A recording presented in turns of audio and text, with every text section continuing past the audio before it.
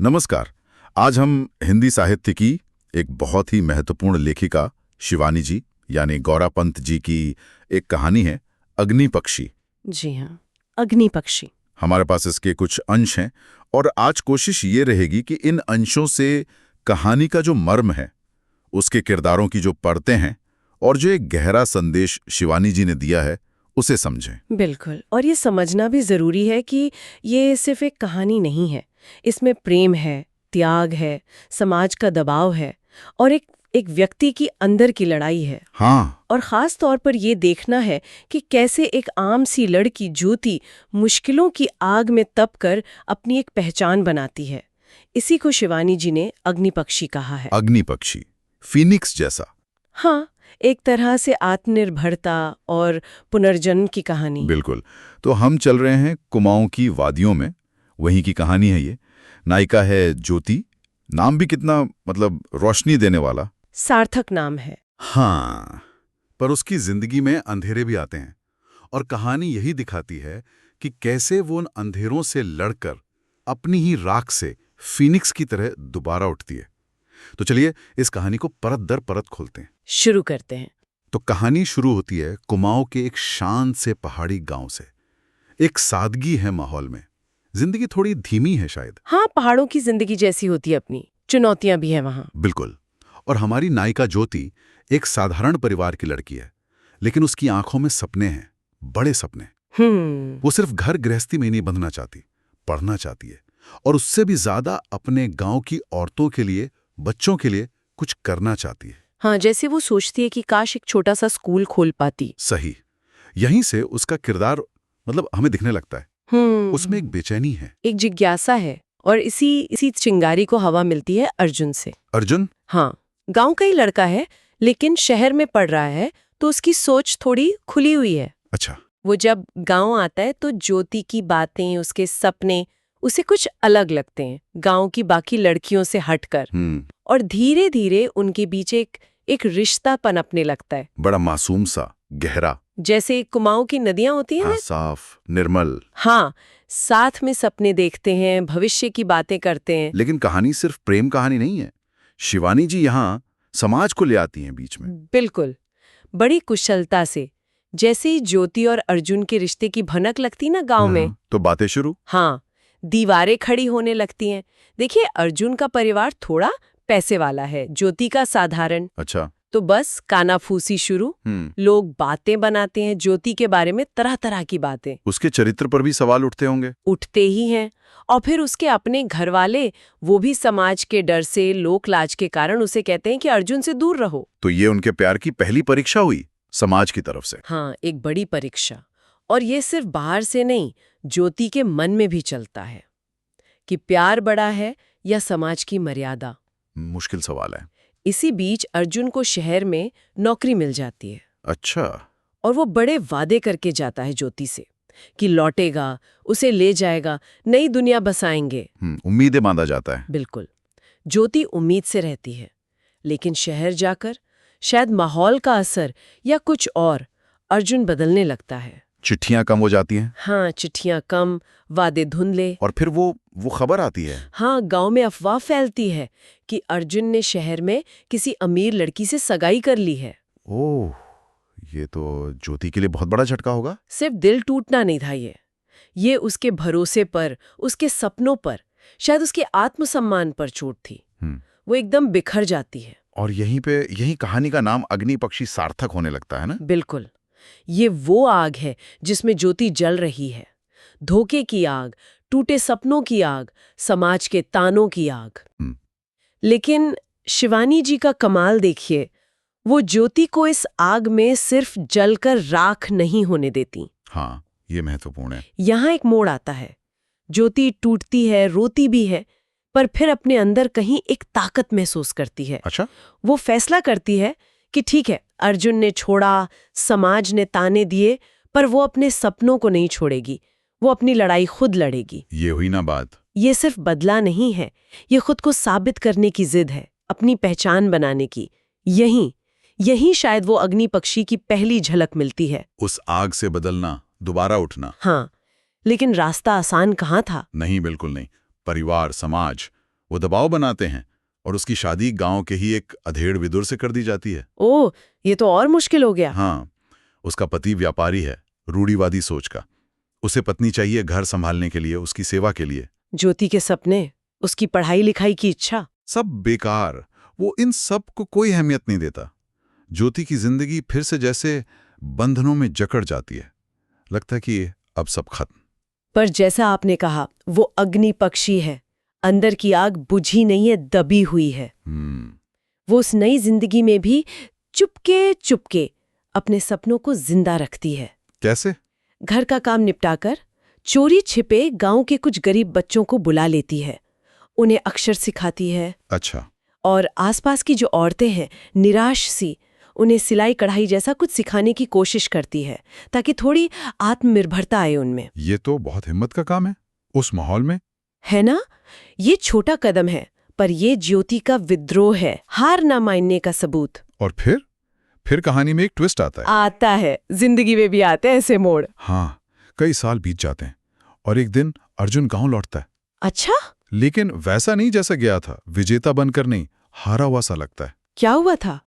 शायद शहर में सगाई टूट गई, नौकरी में भी कुछ खास नहीं हुआ। उसे अपनी गलती का एहसास होता है, ज्योति के साथ जो किया उसका पछतावा होता है। वो ज्योति से मिलता है, माफी मांगता है, कहता है कि वो आज भी उससे प्यार करता है, उसे अपने साथ ले जाना चाहता है, एक नई शुरुआत करना चाहता है। ओह, ये तो ज्योति के लिए बहुत बहुत बड़ा इम्तिहान है। बिल्कुल। एक तरफ वो आदमी जिससे कभी प्यार किया था, जिसके साथ सपने देखे थे, और दूसरी तरफ उसका अपना संघर्ष, उसकी अपनी बनाई हुई दुनिया, उसका आत्मसम्मान। हाँ, वो आत्मसम्मान जो उसने बड़ी मुश्किल से वापस पाया है। क्या करे वो, पुराने प्यार को चुने या अपनी नई पहचान को? और ज्योति का जवाब हैरान करता है, पर बहुत ताकतवर है। क्या कहती है वो? वो अर्जुन को देखती है, उसकी आंखों में अब गुस्सा नहीं है, एक समझ है। वो शांत आवाज में पर दृढ़ता से कहती है, हाँ, अर्जुन, तुमने मुझे छोड़ा था, शायद हालात ऐसे थे, लेकिन उन हालातों में मैंने अपनी हिम्मत नहीं छोड़ी, अपने सपनों को नहीं छोड़ा।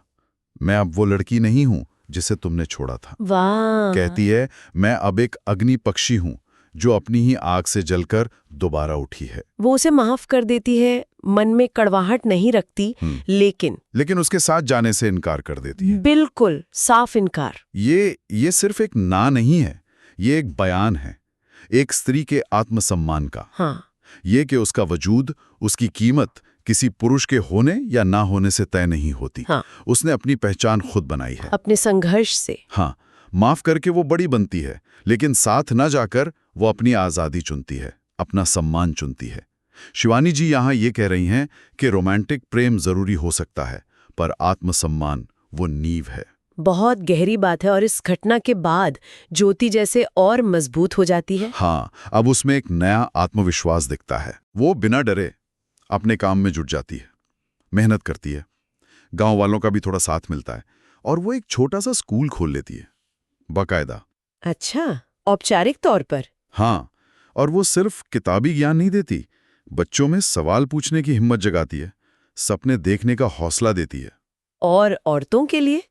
उन्हें भी संगठित करती है, सिलाई, बुनाई, अचार मुरब्बे बनाना, ताकि वो कुछ कमा सकें, अपने पैरों पर खड़ी हो सकें। ये तो सचमुच बदलाव ला रही थी वो। बिल्कुल।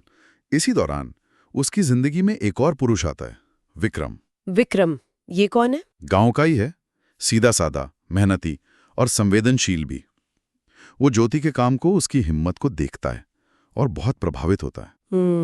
वो उसकी इज्जत करता है, समझता है इसके संघर्ष को, और एक दिन वो ज्योति को शादी के लिए पूछता है। ओह, फिर से एक मूड। हाँ, वो कहता है कि वो उसका साथी बनना चाहता है, उसके काम में हाथ बटाना चाहता है।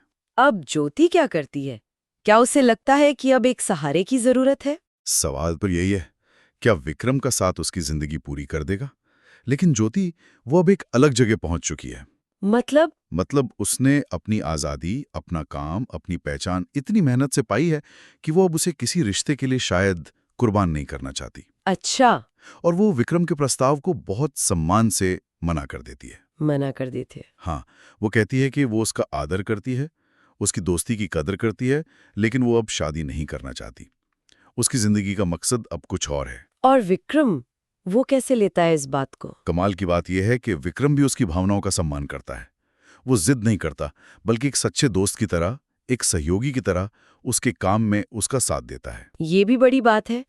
शिवानी जी यहाँ फिर कह रही हैं कि जरूरी नहीं हर रिश्ता शादी तक पहुंचे। हाँ, दोस्ती, सहयोग, सम्मान, ये रिश्ते भी बहुत मायने रखते हैं।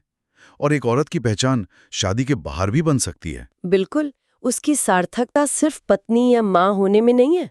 तो कहानी का अंत कोई फेरी टेल जैसा नहीं है कि सब कुछ परफेक्ट हो गया, पर यथार्थवादी है और प्रेरणा देता है। हाँ, ज्योति का स्कूल धीरे धीरे चलता है, शायद बड़ा भी होता है। गांव की औरतों में आत्मविश्वास आता है, वो घर से बाहर निकलती हैं, कुछ कमाती हैं, अपने बच्चों के भविष्य के बारे में सोचती हैं। ज्योति की अपनी जिंदगी में शायद वो पारंपरिक सुख नहीं है, साथी नहीं है। हाँ, लेकिन उसे संतुष्टि मिलती है अपने काम में, उन बच्चों की हंसी में, उन औरतों के चेहरे पर जो चमक आती है आत्मनिर्भरता की, उसमें। और अर्जुन, वो कहाँ है? अर्जुन भी गांव में ही है, कभी कभी स्कूल में मदद भी करता है, लेकिन उनके बीच अब बस एक खामोश सम्मान का रिश्ता है। कोई कड़वाहट नहीं, पर वो पहले वाला रिश्ता भी नहीं। नहीं।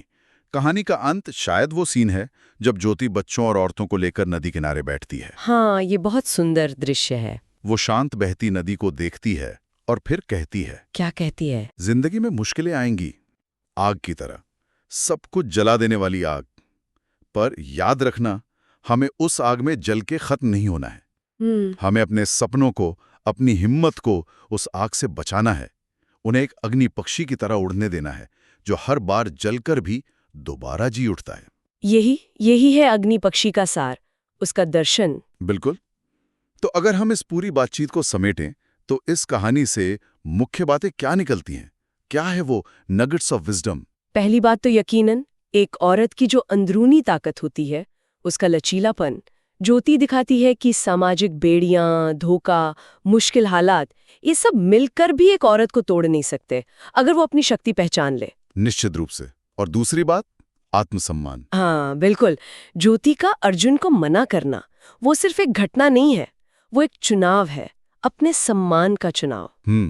कहानी बताती है कि सच्चा सशक्तिकरण शायद तभी है जब आप अपने सम्मान से समझौता ना करें, भले ही कीमत चुकानी पड़े। हाँ, और क्या ये रास्ता अक्सर अकेला होता है? ये भी सोचने वाली बात है। ये अच्छा सवाल है। और तीसरा पहलू, कुमाऊं की पृष्ठभूमि। हाँ, वो सिर्फ सेटिंग नहीं है, वो जैसे कहानी का एक किरदार है। पहाड़, प्रकृति, वहाँ के लोगों का जीवन, संघर्ष, उनकी सोच, ये सब कहानी को असली बनाते हैं, गहराई देते हैं, हम उस माहौल को महसूस कर पाते हैं। हाँ, और आखिर में सबसे ताकतवर, वो अग्नि पक्षी का प्रतीक। वही, वो सिर्फ एक चिड़िया नहीं रह जाती, वो एक नजरिया बन जाता है जिंदगी जीने का, कि मुश्किलों की आग में जलकर खत्म होना एक रास्ता है, लेकिन दूसरा रास्ता है उसी आग से तपकर और मजबूत होकर नई उड़ान भरना। बिल्कुल, ये कहानी सिर्फ ज्योति की नहीं, ये हर उस इंसान की है जो मुश्किलों में भी हार नहीं मानता, जो अपनी राख से उठ खड़ा होता है। हाँ, कि विनाश में भी सृजन छुपा है। सही कहा। तो शिवाली जी की अग्नि पक्षी ये सिर्फ एक कहानी नहीं है, ये एक जीवन जीने का तरीका बताती है, एक दर्शन देती है। ज्योति के जरिए हमें सिखाती है कि अंदर की जो आग है, सपनों की, साहस की, उसे बुझने न दें, अपनी उड़ान खुद तय करें। और ये सोचने पे मजबूर करती है कि जिंदगी में असली खुशी, असली मतलब कहाँ मिलता है? क्या समाज के बनाए रास्तों पर चलने में, या फिर अपनी अंदर की आवाज सुनने में, अपनी शर्तों पर जीने में, अपने आत्मसम्मान को सबसे ऊपर रखने में? हाँ, ज्योति का रास्ता शायद आसान नहीं है, अकेला भी है, पर उसमें एक गरिमा है, एक मकसद है। वाकई, इस कहानी ने सोचने के लिए बहुत कुछ दिया है, हमें अपने अंदर झांकने का मौका देती है। शायद हम सबको सोचना चाहिए कि हमारे जीवन में अग्नि पक्षी बनने का मतलब क्या हो सकता है। वो कौन सी राख है जिससे ऊपर उठकर हमें अपनी उड़ान भरनी है,